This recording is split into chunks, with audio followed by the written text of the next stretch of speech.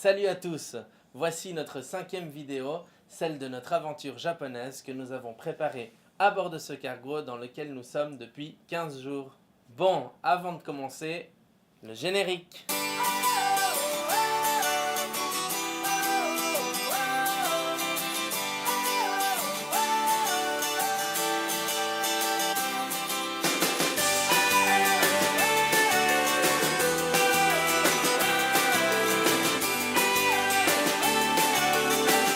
C'est à Tokyo que nous avons fait notre deuxième escale japonaise.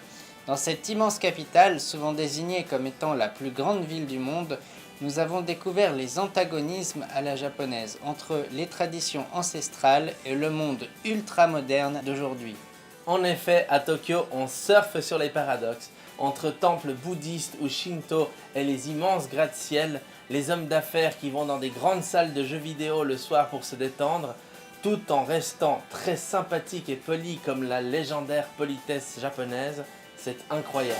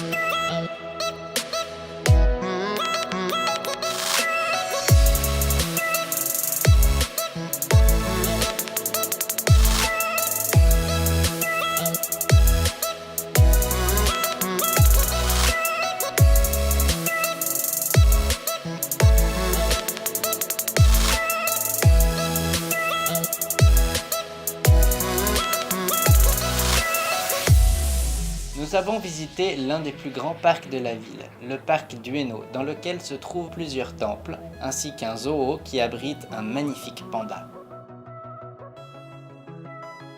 Nous avons évidemment visité les incontournables, comme le palais impérial, dont on ne peut voir en fait que les jardins, puisque l'empereur et l'impératrice y vivent encore. D'ailleurs, ce palais s'appelait avant le palais d'Edo, car la ville de Tokyo, avant d'être la capitale, s'appelait Edo.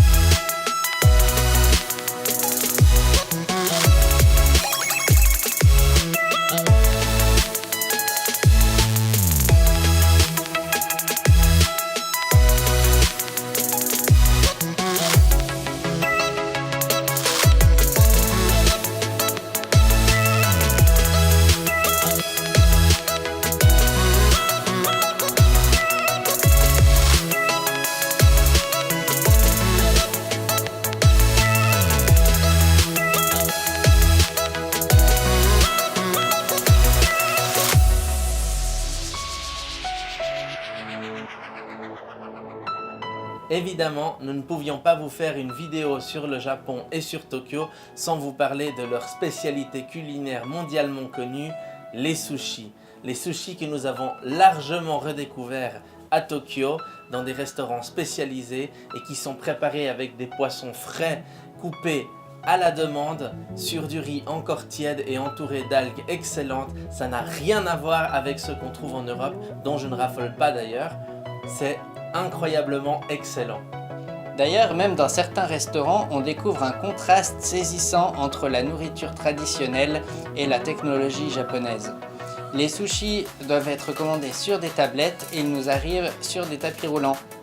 Cela dit, la nourriture japonaise est très variée et nous avons découvert d'autres plats typiques de l'archipel.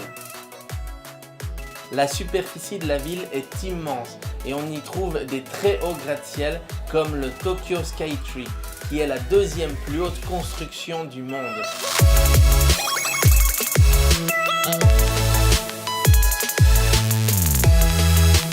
Nous y sommes montés et depuis son observatoire, on peut constater l'ampleur de cette mégapole aux lumières infinies à l'horizon dans toutes les directions.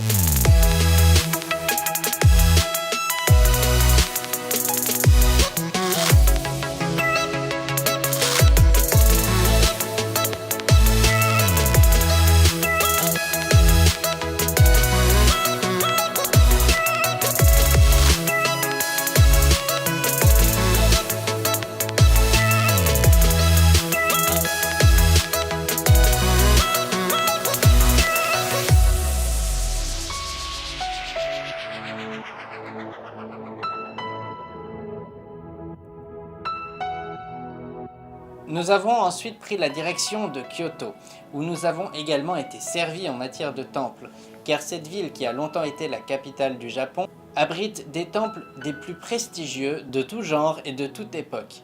Nous en avons visité plusieurs, bouddhistes et shinto, et nous avons eu le droit à l'une des plus belles expériences japonaises, l'ascension du mont Inari entre des milliers de torii et un coucher de soleil sur la ville de Kyoto, avant de redescendre dans la nuit dans une ambiance mystique et douce.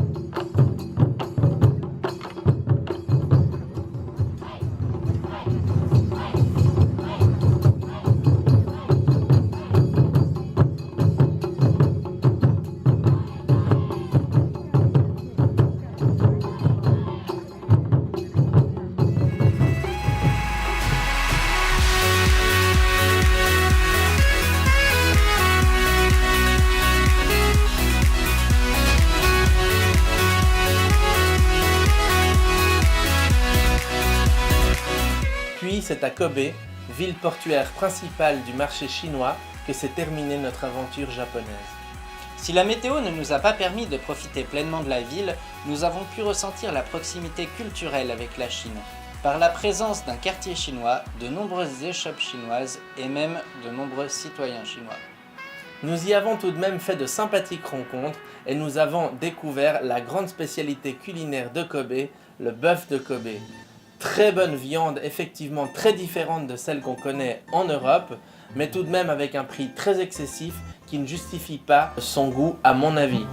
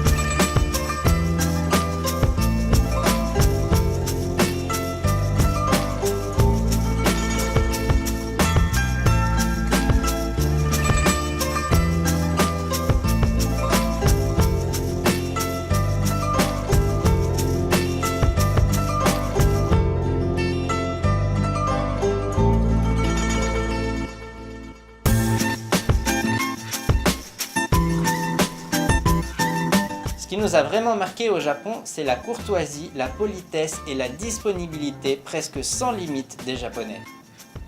Partout, ils nous saluent et nous remercient à plusieurs reprises avant même que l'on ait acheté ou consommé quelque chose.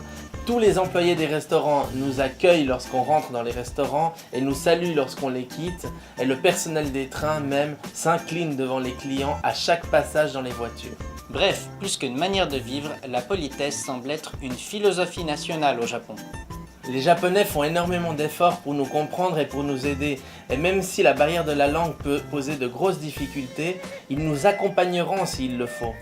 Pour nous occidentaux qui avons l'impression d'avoir reçu une éducation très polie, eh bien en fait c'est un fossé et on a presque l'impression d'être impoli. Parfois cela peut franchement mettre mal à l'aise, mais à la fois on l'admire. C'est comme ça que l'on devrait se comporter autour du monde. C'est vrai.